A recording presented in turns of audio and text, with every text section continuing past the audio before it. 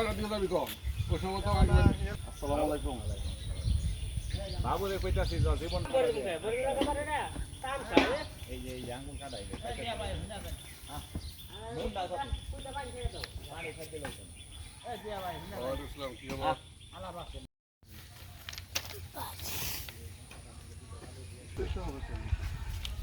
সাদা কাগজটা মেয়ে